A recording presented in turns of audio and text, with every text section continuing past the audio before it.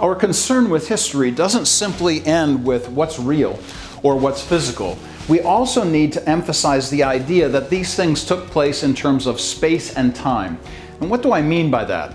When I talk about space, I'm talking about a specific location, a place in which something took place. That is, an action was actually recorded at a certain time.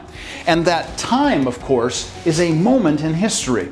So when we stop to think about this, we are looking at, again, Acts chapter 1, for instance, where Luke actually emphasizes and says in that particular chapter that Jesus provided many proofs of the fact that he was alive. He presented himself to his disciples, who were indeed the eyewitnesses of the accounts that took place.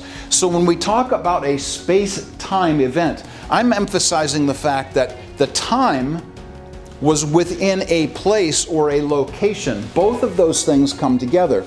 You know what's interesting is that physicists tell us that matter, space, and time must all exist together, or none can exist without the third at all.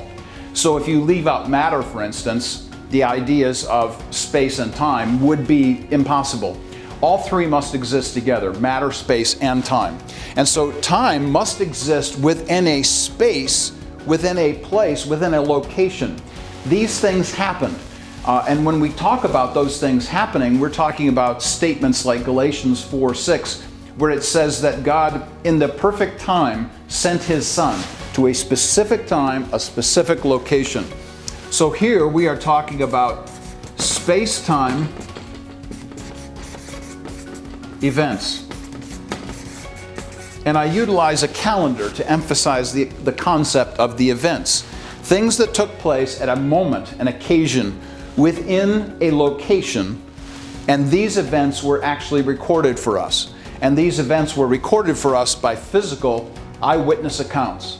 Remember the mantra here. If you question a document's historicity, you begin to question its authority and its authenticity and ultimately its authority. The problem, of course, for the Christian is if this stuff never happened, then Christianity crumbles immediately, absolutely. But if indeed it did, and it did, we can go check the sources. We can check the documentation in history. If these things actually happened, then we must give an account to them. That is, we must sit up and take notice and decide, is this the direction I want to go, or do I want to reject it? So when people say to us, well, what makes your belief system different from anybody else's belief system? The very first thing we ought to be saying to folks is, all of this hinges on historic events that we can go back and check out in the documentation to see whether or not it happened. And what happens is that Jesus demonstrates himself over and over again in these documents through these eyewitness accounts. And the emphasis of the historicity is true, the authenticity is true, and ultimately its authority for us is true as well.